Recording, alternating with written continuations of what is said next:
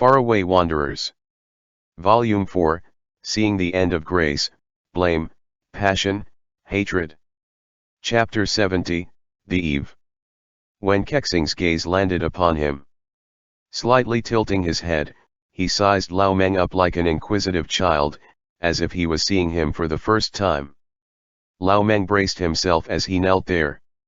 After not too long of a time, he was already getting suspicious, unable to suppress his own shivering. No, it wasn't time yet. There was absolutely no way that he could prevail alone over this man. He needed help. Where's Sun Ding? Wen Kexing suddenly asked.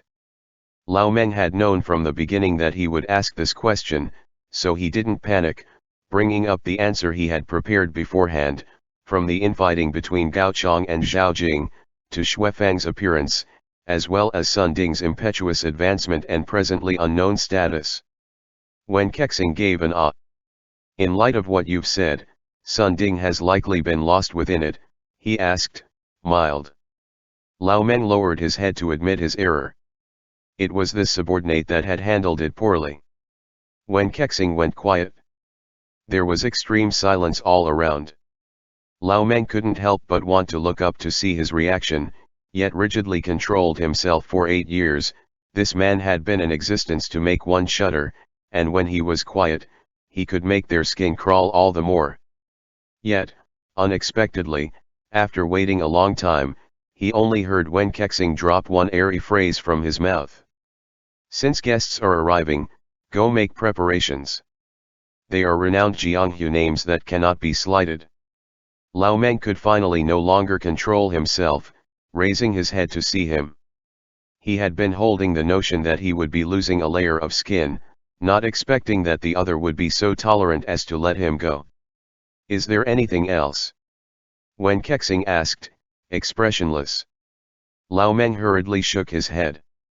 No. This subordinate will withdraw. Bent over with his head lowered, he faced the man as he drew back to the entryway, after which he respectfully bowed again, then turned to leave. However, Wen Kexing seemed to have suddenly remembered something, calling out to him. Hold on a second. Lao Meng's cheek twitched a little.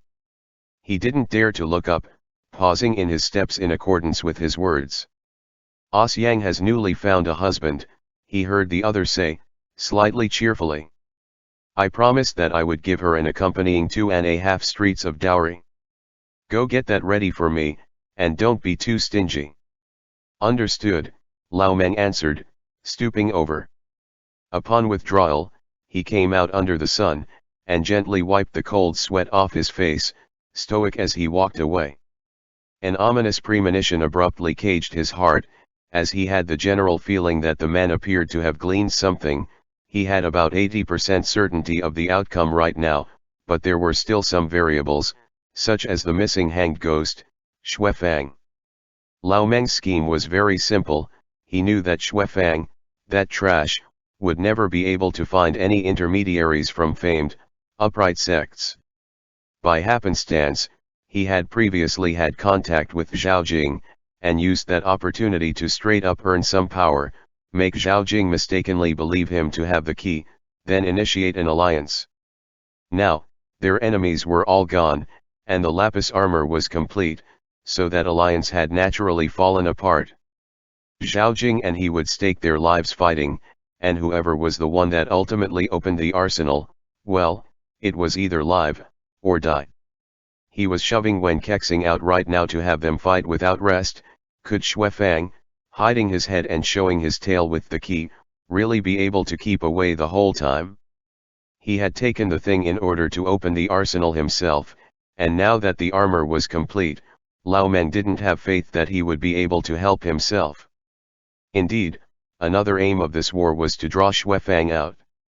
At that time, he would reap the profits of others' fights, and still have the manpower of the poisonous scorpions available for use.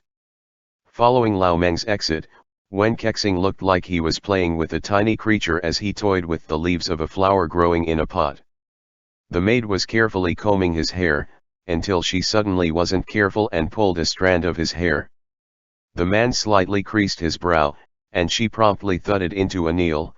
Her entire body shook like a thin leaf in a huge storm, voice like spider silk. "Valley Master. I." He gently reached out to lift up her chin, only to see the maiden's face turn white with fright. He thus sighed. "Why, was someone offended? Did another force you to attend to me as a scapegoat?" A smile was put upon her face, uglier than crying, as she forced herself to talk. "Serving you, Valley Master, is the slave's good fortune, is." Eyes cooling down, he let her go. "If you're unhappy, say so. If I were you, I certainly wouldn't be willing to come throw my life away in the presence of a great devil. And yet, you actually..." He glanced at the girl who shook like a sieve, about to be scared to death, and suddenly stopped talking, losing interest in speaking with her. Standing up, he leaned over to pick up the comb that had fallen to the floor, then waved her off. "You can go."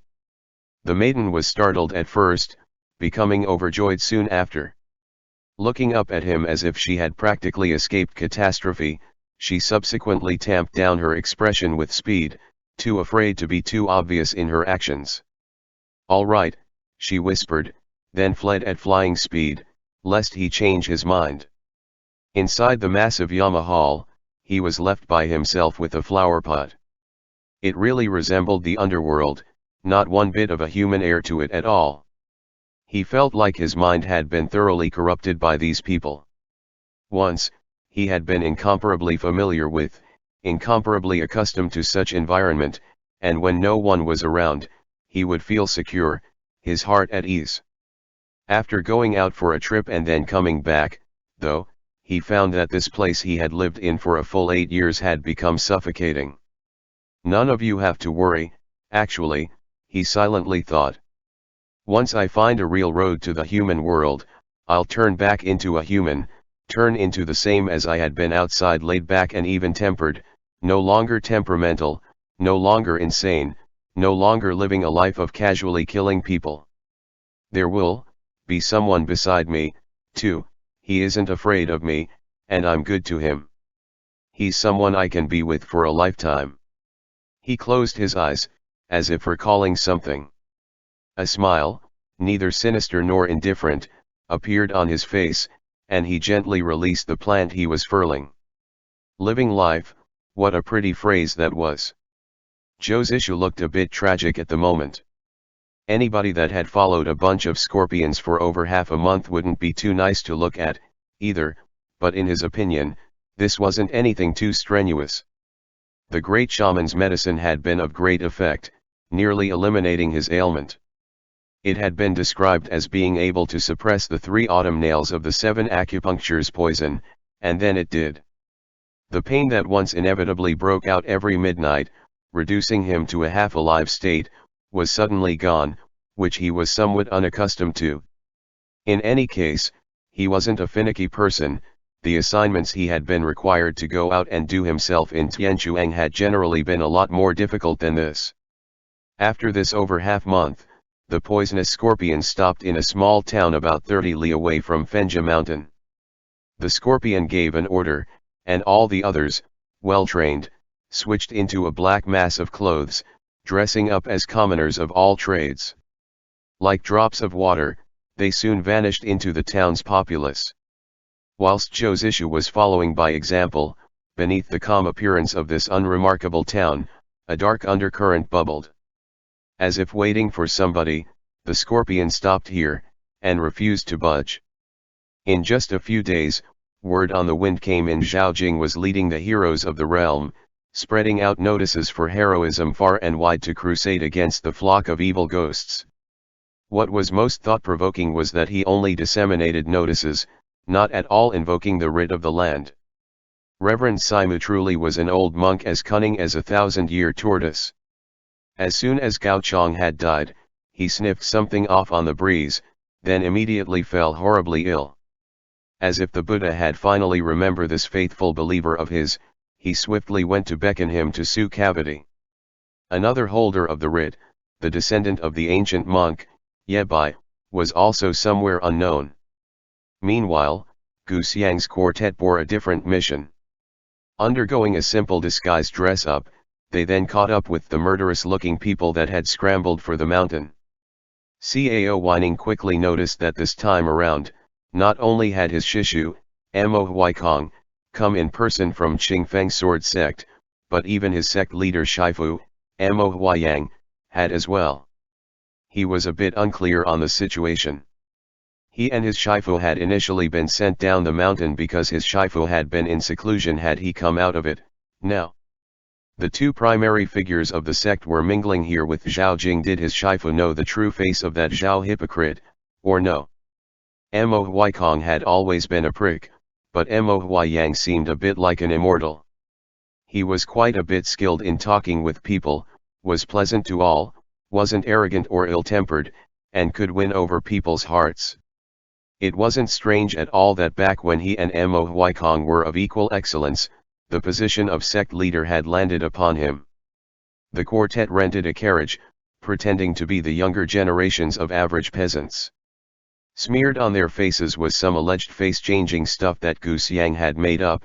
In reality, it was just something yellowish that made them hard to notice, totally not on the same level as Zhou Zishu's massive overhaul. Knowing that Cao Weining's Shifu was present, Gu Xiang got slightly more nervous.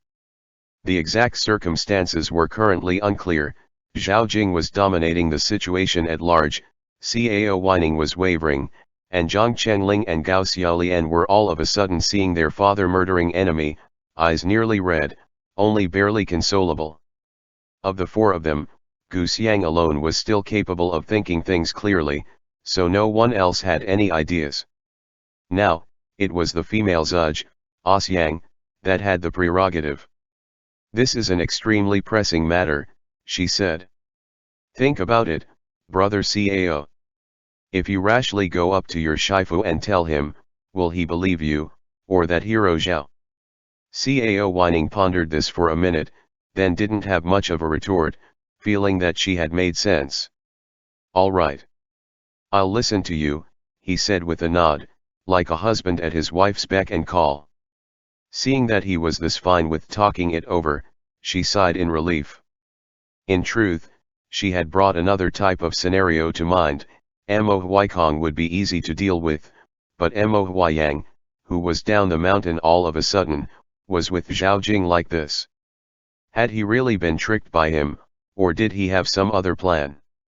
There had been several days where she had braved the danger, nearly getting discovered several times, in order to observe him, and she believed that the old man was not so simple a character. "How should we do this, then, Miss Gu?"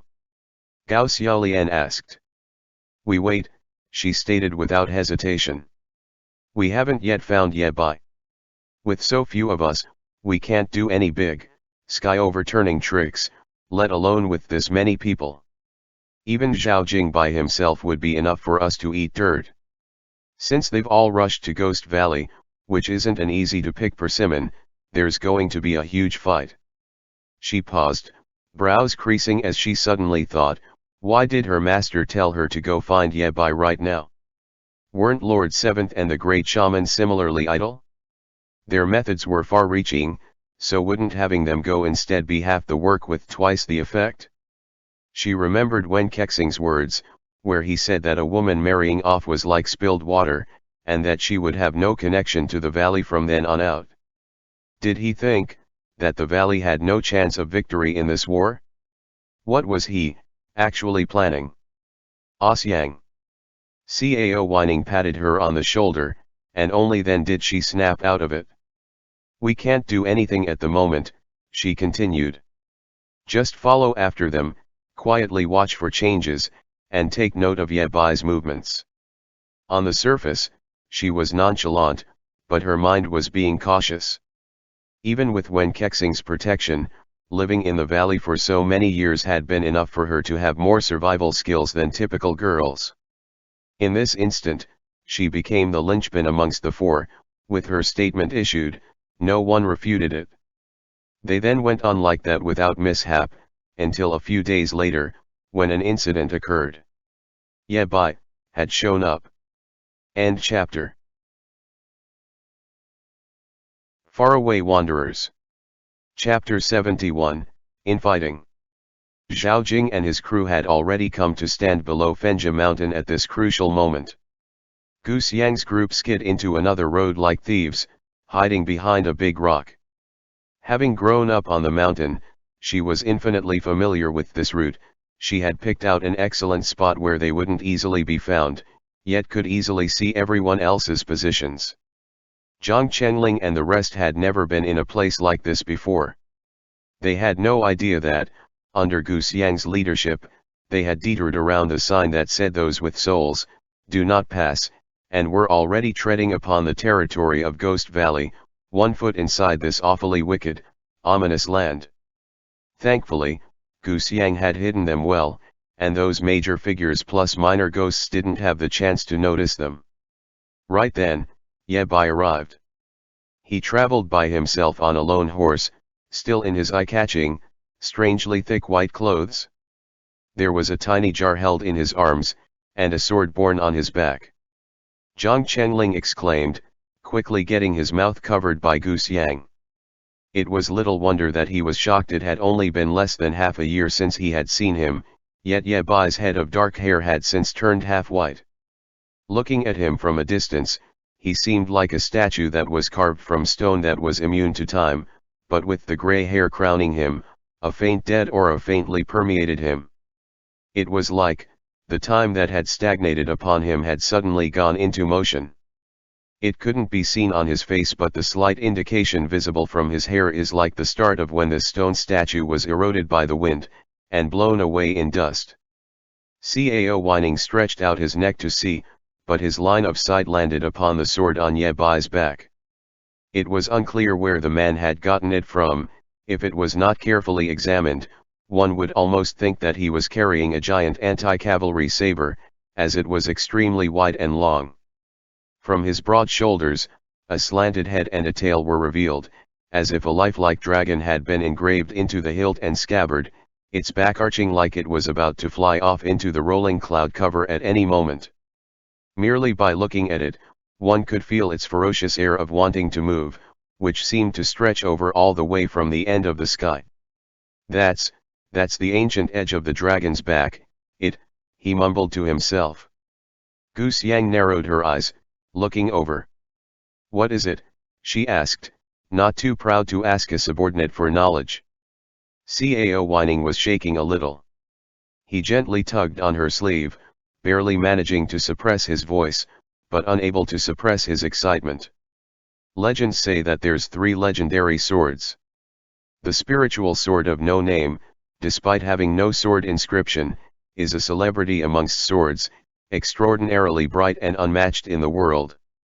The heavy sword of great famine is a general amongst swords, solid and unsullied, unequaled in bravery and ferocity. Neither of them can compare to the ancient blade of the dragon's back, though.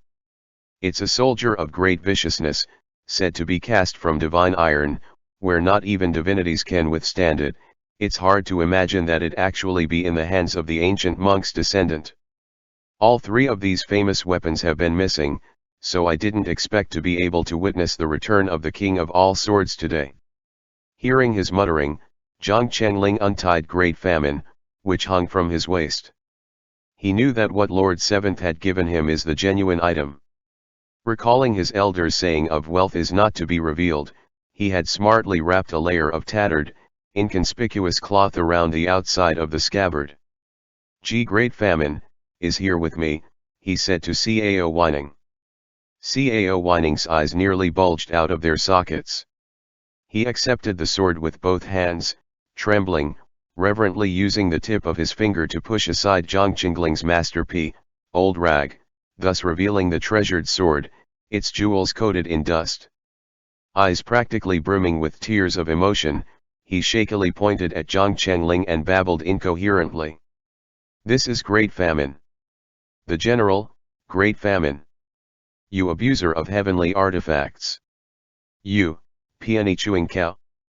You chain burner. Crane cooker. You, YUVE, practically done the reprehensible sin of burning books and burying scholars alive." Gu Xiang quickly shushed him.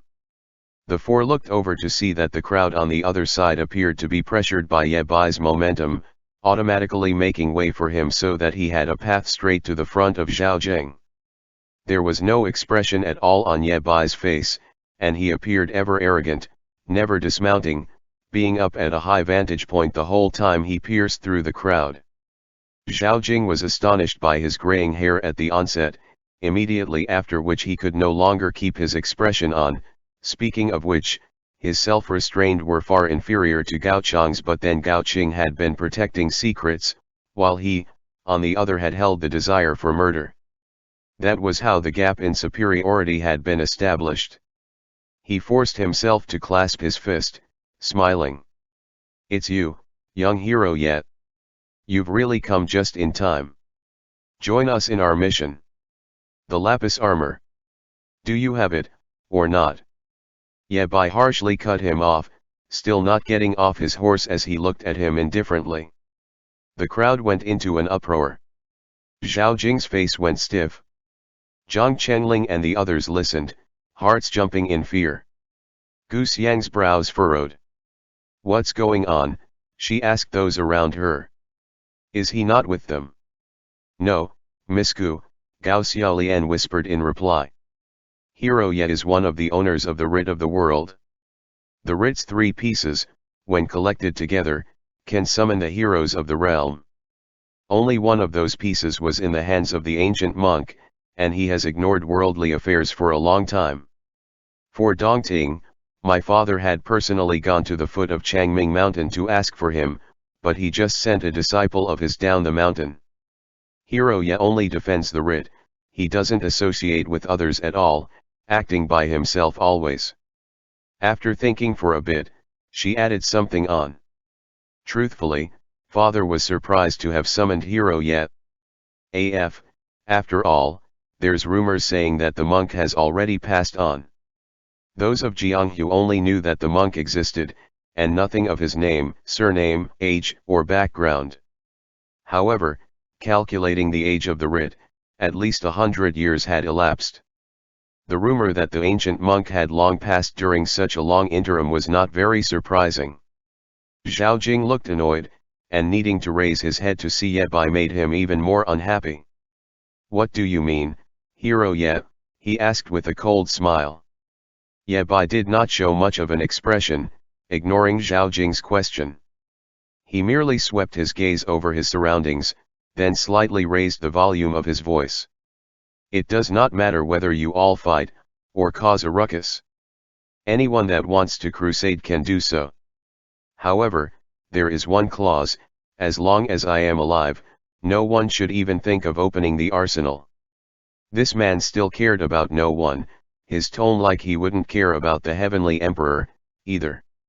Even Zhou Zishu, one who had enormous self-restraint, had repeatedly ground his teeth and wanted to beat him up, to say nothing of these people who didn't know much about him. Someone huffed coldly on the spot. "Ha, the successor of the ancient monk really does follow his name. He's got a big mouth and a big ego." Ye Bai's eyes swept on over. He nearly didn't see who it was that had spoken. It turned out to be Feng Xiaofeng, who had never sat upon Gao Shanu's shoulders ever since the latter went blind, instead acting as his eyes and constantly looking out for him.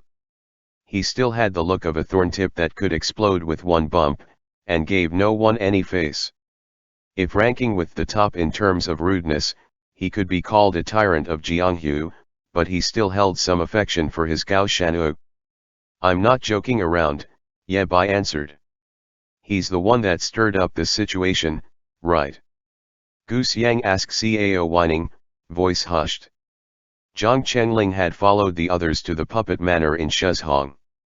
He knew something of the sequence of events, and whispered to them. "That Senior Ye is not a young hero. He's really old, and said to be the master of Rongxian that had died 30 years ago."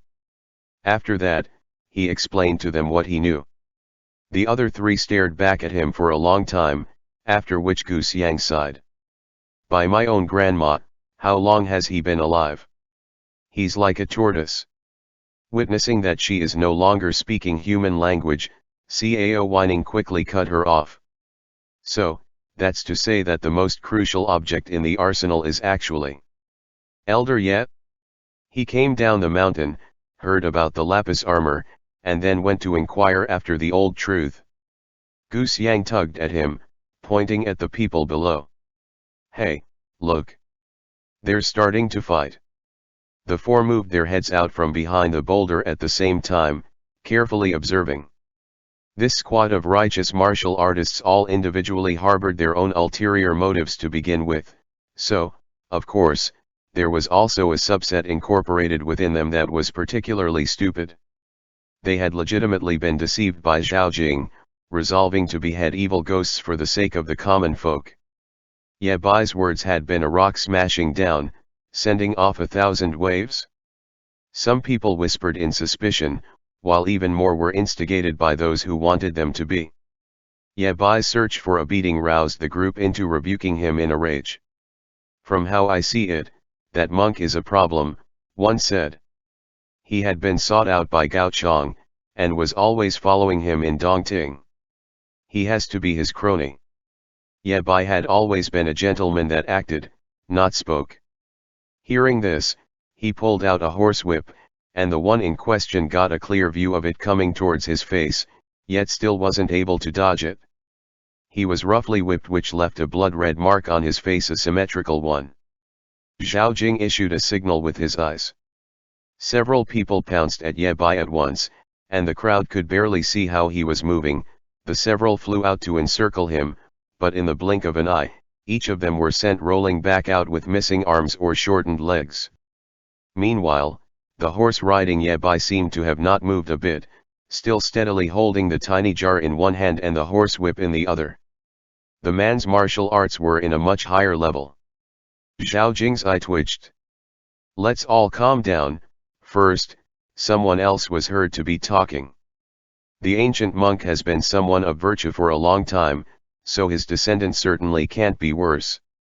Regardless of whatever happened with Gao Chong, the writ is infallible. Cao Weining's eyes widened when he heard that voice. The speaker was his shifu, Mo Huayang.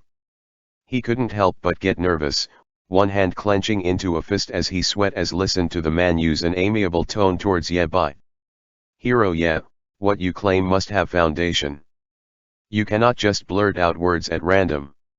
We would be happy to believe you, so I ask that you be blunt and let everyone to know, is the lapis armor actually in someone's hands, and are we being used? Goose Yang surveyed with a cool eye, noticing that at this moment, the group had already vaguely split into two factions. Mo Huayang had kept silent the whole journey, very subdued, yet had been able to get power equal to Zhao Jing's at some unknown point in time. This bunch of heroes had gathered up, turned into a rowdy mob, and, before they had even reached the mountain, began to fight amongst themselves. She snuck a peek at Cao Weining, even more certain in her heart, that the shifu of this dumb man had high ambitions for this trip. Zhao Jing hadn't expected that Mo Huayang would turn traitor, pretty much itching to tear the man's skin off. Still, he couldn't stop Ye Bai from talking. Wouldn't that indicate a guilty conscience? Ye Bai was not impressed by Mo Huayang's words though, and only continued to speak coldly. Opening the arsenal requires two items, the armor and the key. I've investigated for a long time, and can guess that the key is probably in the hands of someone from Ghost Valley. If they also have the armor, would they have taken their time and wait to fight with you all now? If they vainly attempt to open the arsenal, I'll have to take on the role of an exorcist, then. The lapis armor had been in Gao Chong's hands, Zhao Jing defended. Prior to his death, he wanted to conspire with the hanged ghost to kill me but failed to achieve that, then died himself. Xuefang's whereabouts are unknown, so the lapis armor is presumably with him. Ye Bai sneered. I've actually heard that Ghost Valley has constantly been sending people to hunt down Xuefang, but the delighted morning ghost, one of his hunters, died a few days ago. If Xuefang has that kind of remarkable skill, why hasn't he opened the arsenal yet, instead of hiding away? What the delighted morning ghost did was the evil of murdering someone for their property. Why would I know anything about these evil ghosts? More likely than not, the spoils were split unevenly, and both sides are suffering for it. In any case, Gao Chong was sly, and had lots of henchmen. How would I know who he gave the lapis armor to? Oh. The armor that the 5 major families once watched over together has been lost, yet you're not investigating that like everybody else, instead bringing people to attack Fenja Mountain. Where's the logic in that, Hero Zhao? Ye Bai countered. His speech was getting increasingly menacing. Zhao Jing was dumbstruck for a moment, then bit back. Are you insinuating that those nefarious, evil demons that everyone needs to catch and behead, shouldn't be killed? Mo Huayang frowned, then meandered behind Ye Bai, immediately after which almost half of the crowd followed him away from Zhao Jing's side. Sect leader Mo, what is the meaning of this? The latter questioned. Don't change the subject, Hero Zhao. Please give a clear explanation, then we will judge things from that. Zhao Jing had long been aware that Mo Huayang was disloyal. This old devil that's taking advantage of a fire to loot will be a liability from now on. If I didn't get rid of him here and establish my might, he thought, a fire in his heart. While his mind churned, he made a small gesture with his fingers. The people on scene were in disorder, so none of them noticed, but Gu Xiang's group caught the abnormality due to their vantage point, after which they saw a very plain person behind Zhao Jing slip out of the crowd after seeing his gesture. They kept staring the entire time, then witnessed the person retreat to the outside of the group, and make another gesture in one direction. Inside the dense forest, a black shadow flitted past, holding a tiny crossbow in their hand. Poisonous scorpions. At once, Cao Whining no longer had time to think. He jumped out from behind the rock, his moves of transport reaching their pinnacle. Shifu, he shouted, look out. Gu Xiang wasn't able to hold him back, feeling a chill in her heart. End chapter. Faraway Wanderers. Chapter 72, Exposed. Cao Whining flew over, then brushed aside the weapon the scorpion had shot at Mo Huayang. Watching him step forward, Zhang Chenling subconsciously motioned to get up, only to be pushed back down by Gu Xiang. She sucked in a deep breath, though it felt like it couldn't sink down into her chest, getting stuck there alongside the scent of the forest vegetation. Her fingers trembled slightly, their tips unconsciously squeezing the clothes on Zhang Chengling's shoulder. Don't move, she whispered. None of you move. Cao Whining's sudden appearance had everyone startled in his wake, except for Zhao Jing, who reacted immediately. Where's the rat that's hiding its head and sneak attacking? Someone beside him quickly understood, flashing his weapon as if facing a massive foe. Careful, everyone, he shouted. Watch out for ambush from the evil ghosts. The recent hostile, arguing atmosphere in the crowd changed once again. The scorpion hiding in the darkness had swiftly evacuated after their strike, not caring whether they had succeeded or not, to the point that the mob couldn't even catch the assassin. Gu Xiang watched clearly, the inside of her head a mess. Cao Whining going out right now had been a huge mistake. With the situation like this, there was someone like Zhao Jing, who would most likely use the issue to advance his own goals, and like Mo Huayang, who had deep schemes and unfathomable secrets, and like Ye Bai, who had rushed over to conceitedly look for trouble. Mo Huaikong, who had just been thinking to snatch power using Ye Bai's appearance, promptly realized that now was not a good time, since they were all currently still standing on the border of Ghost Valley and everything had turned troublesome. Upon seeing Cao Whining right now, he didn't think much more on it, merely frowning. He knew what was going on with Cao Whining, Gu Xiang, and the rest, so he hurriedly called out, "Why did you only now catch up, you brat? Were you using your feet to embroider this whole time? Get over here." This made it seem like he had simply been sent by his shisha to go do something. Even though Cao Whining really wasn't the brightest, he wasn't that stupid. He verbally agreed, then quietly walked behind Mo Huaikong. However, if things were so simple, Gu Xiang wouldn't have instantly been out of ideas. Others didn't care, but Feng Xiaofeng was still around. He remembered that she had blinded Gao Shanu with poison, and considered Cao Whining to be a jackal of the same pack. Seeing him was akin to seeing his father killing Nemesis. "You still have the face to show up in front of everyone, Cao Whining," he shrieked. "You've taught up a really good disciple, Mo. He's joined up with a demon, been seduced by beauty, and aids evildoers." Cao Whining stopped in his tracks, thinking, "It's all over."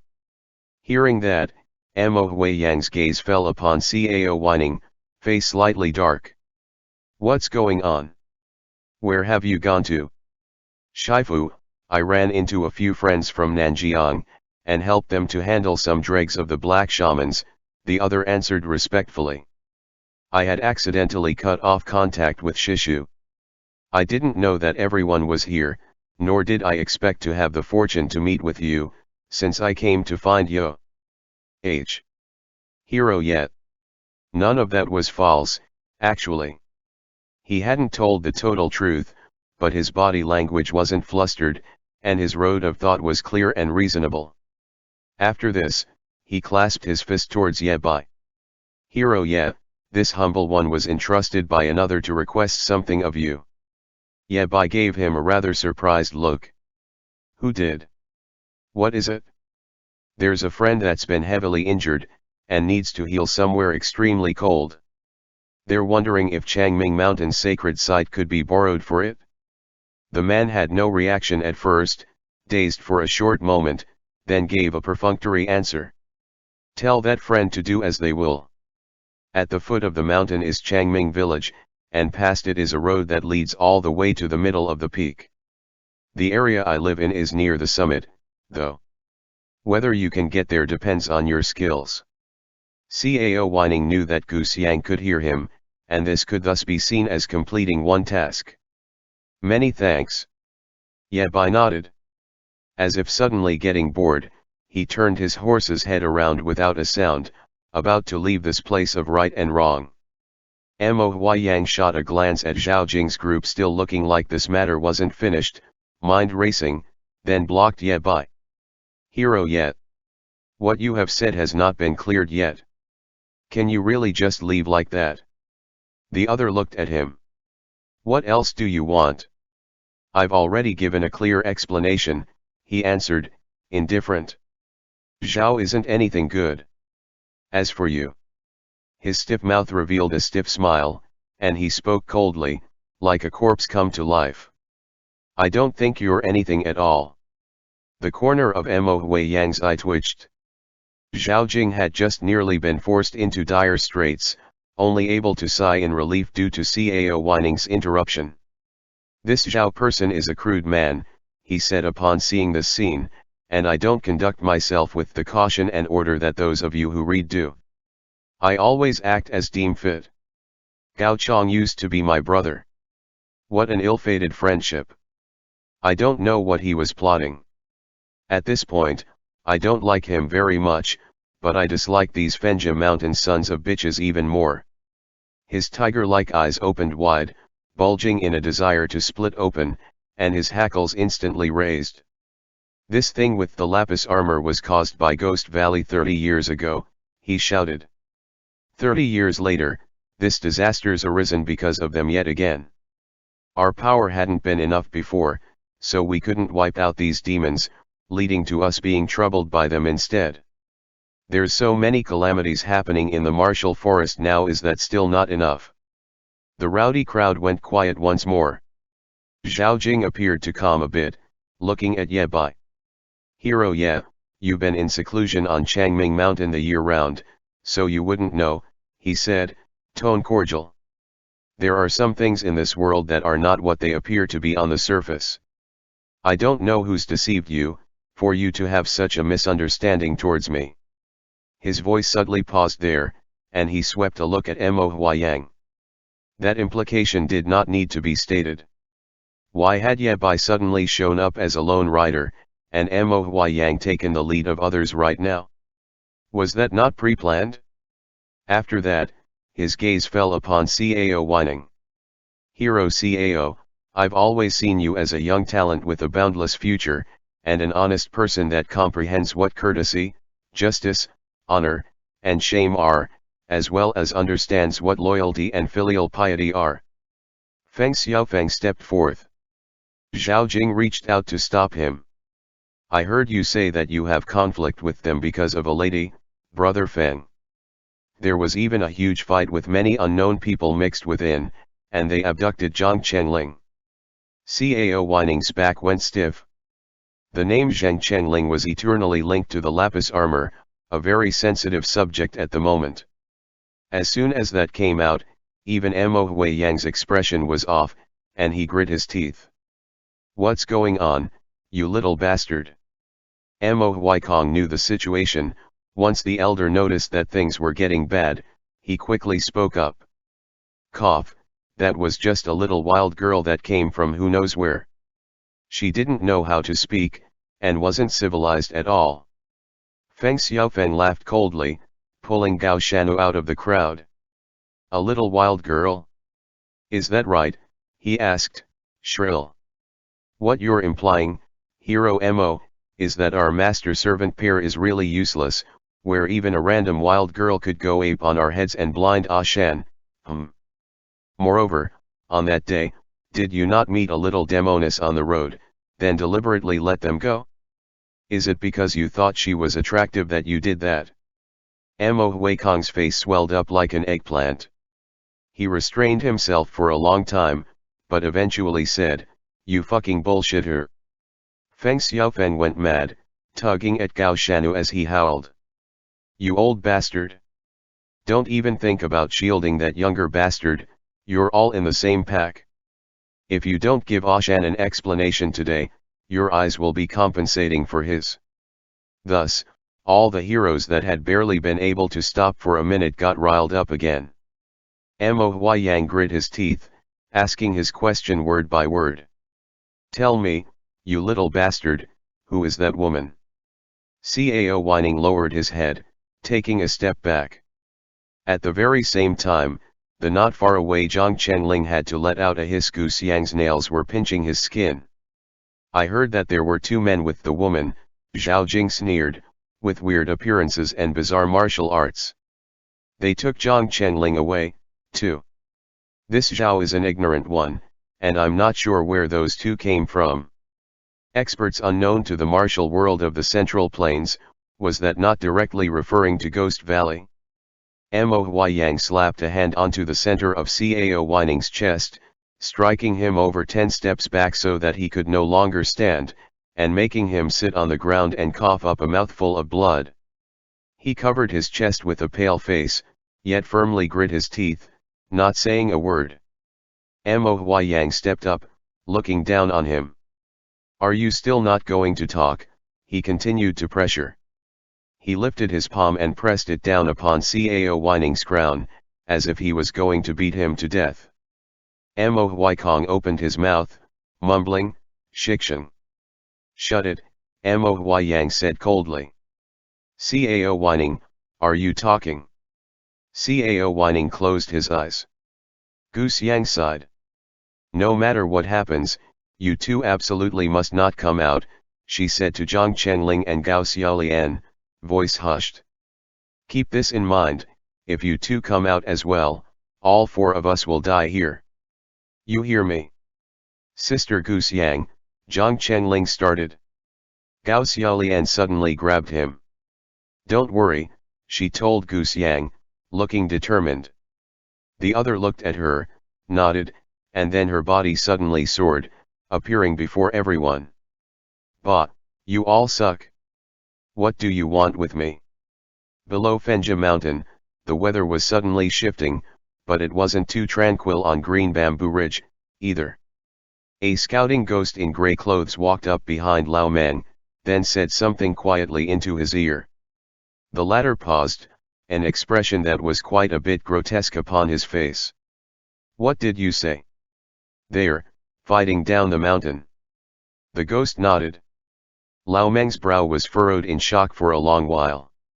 Then, he suddenly began to laugh, the sound getting louder and louder until he was practically rocking back and forth with mirth. You said that Zhao Jing and them have started fighting down there, ha ha ha ha.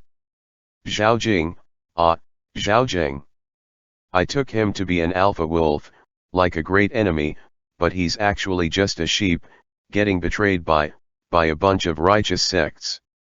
That's just too funny. He laughed abruptly, then stopped just as abruptly. In an instant, no image of a smile was on him, and he was now no longer that kind, sincere old servant. The muscles on his cheeks still slightly trembling, a malevolent tinge slowly showed upon them. Good. Since that's the case, we won't worry about them. Let's start to settle this debt from the inside.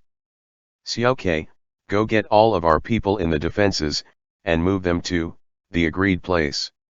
The ghost was taken aback. Immediately understanding what he was wanting to do, his voice was somewhat unconsciously shaking. Yes. Lao Meng tidied up his clothes, forcefully shut his eyes, then concealed his ferocity.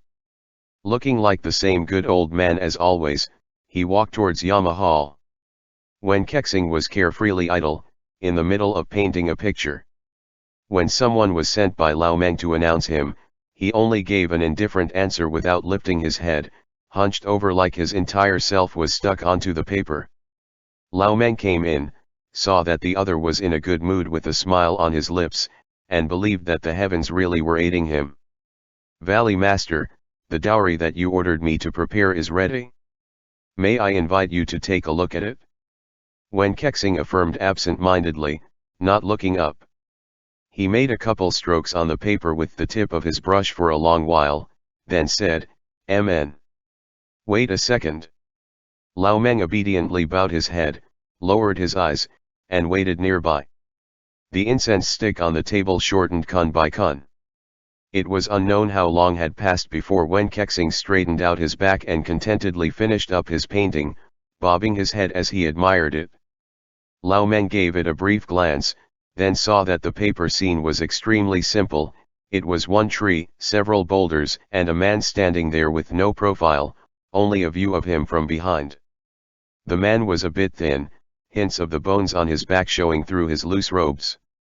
Lao Meng marveled to himself, don't tell me that because this lunatic went out on a trip, he's actually started to believe himself to be a human, learning how to be hurt by lovesickness. When Kexing set down the painting, carefully held it down with paperweights, set it aside to dry, then turned to Lao Meng.